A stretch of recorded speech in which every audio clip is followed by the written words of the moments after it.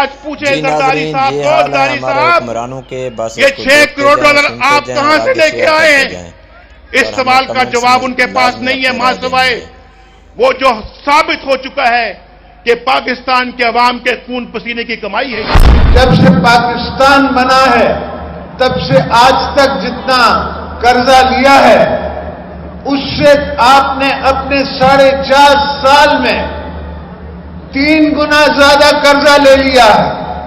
अब आप क्या समझते हैं कि ये कर्जा कौन उतारेगा?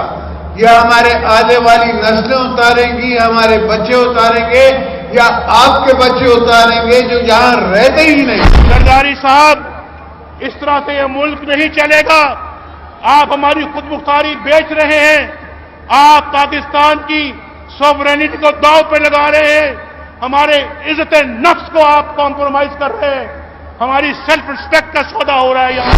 इस मुल्क को खतरा और किसी से नहीं है, इन मुल्क को खतरा सिर्फ जाति उमरा से है। ये चाहते हैं कि मुल्क कमजोर हो जाए तो फिर ये मोदी का यार और मोदी मिलके जो करना चाहे वो करे। जब चाहूं मैं इनको निकाल सकता हूं, इसमें मुझे कोई देर नहीं लगेगी। ये खिलाड़ी और जरदारी सब मिले हुए हैं, सब मिले हुए हैं, सब मिले हुए हैं। जरदारी ना जरदारी के खिलाफ